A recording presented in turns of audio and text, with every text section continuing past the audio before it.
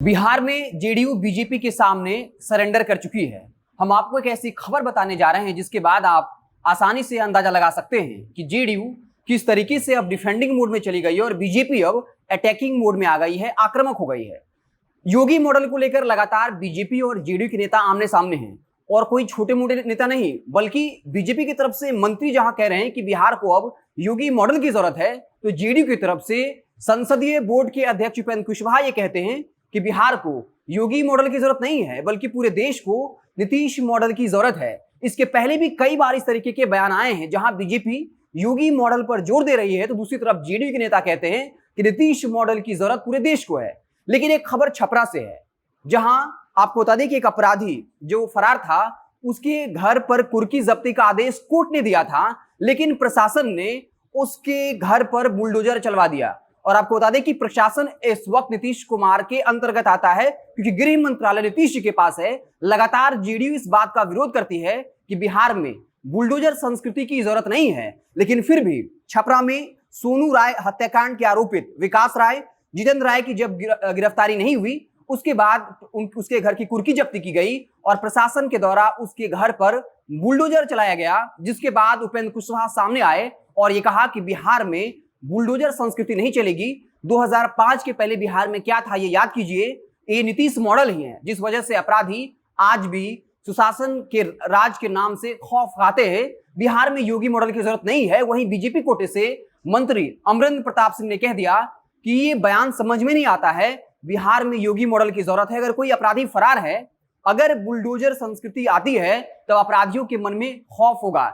यानी आप समझिए कि प्रशासन जो नीतीश कुमार के अंतर्गत आता है और लगातार जेडीयू बुलडोजर संस्कृति के खिलाफ में रही है, लेकिन फिर भी जो प्रशासन है वो अपराधी के घर पर बुलडोजर चला देता है। और इसके बाद एक बार फिर से जेडीयू और बीजेपी आमने सामने है। इसके पहले भी कई बार बीजेपी के विधायक इस बात का जिक्र कर चुके हैं कि अब नीतीश कुमार जी में 2005 वाला जोश नहीं रहा। 2005 वाले नीतीश जी में और 2020 के नीतीश जी में बहुत फर्क है, अब उनमें वो जोश नहीं रहा है। वहीं राबड़ी देवी ने तंज करते हुए कहा था कि बिहार का मुख्यमंत्री योगी को बना देना चाहिए और उत्तर प्रदेश का मुख्यमंत्री नीतीश कुमार को बना देना चाहिए। बिहार में सरकार नहीं बल्कि सर्कस चल रहा है।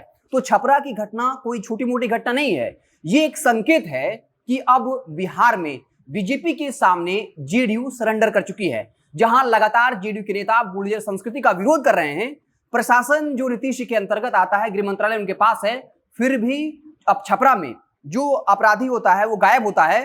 कोर्ट जरूर कुर्की जब्ती का आदेश देती है, लेकिन बुलडोजर चलाने का आदेश नहीं देती है। लेकिन प्रशासन उसके घर पर बुलडोजर चलाती है और उसके बाद बीजेपी कोटे से मंत्री और उपेंद्र कुशवाहा जेडीयू की तरफ से आमने सामने हो गए हैं और दोनों एक दूसरे की खिलाफत कर रहे हैं। तो ये इस घटना से ये समझना आसान हो गया है कि अब बिहार में किस तरीके से जेडीयू पर मनोवैज्ञानिक दबाव बढ़ना शुरू हो गया है और जेडीयू अब कहीं ना कहीं बैकफुट पर खेल रही है। बता दें कि लगातार बीजेपी की तरफ से ये मांग की जा रही है कि अब नीतीश जी को केंद्रीय राजनीति में जानी चाहिए और बीजेपी से कोई मुख्यमंत्री का चेहरा होना चाहिए। नीतीश कुमार ने इस तरफ हिंट भी किया था और ये कहा था कि वो अब तक राज्यसभा नहीं गए हैं और फिलहाल बिहार की सेवा कर रहे हैं।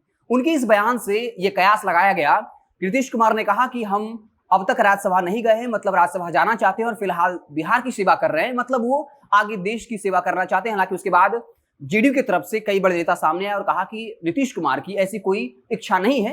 लेकिन यह भी सच है कि बीजेपी की तरफ से अब लगातार मुख्यमंत्री पद के लिए अपना कोई नेता देने की तैयारी हो चुकी है, जिसमें नित्यानंद राय का नाम सबसे आगे आ रहा है। इसके अलावा सम्राट चौधरी जो कुशवाहा समाज के बड़े नेता हैं, उनके नाम की भी चर्चा जो है जोरों से चल रही है।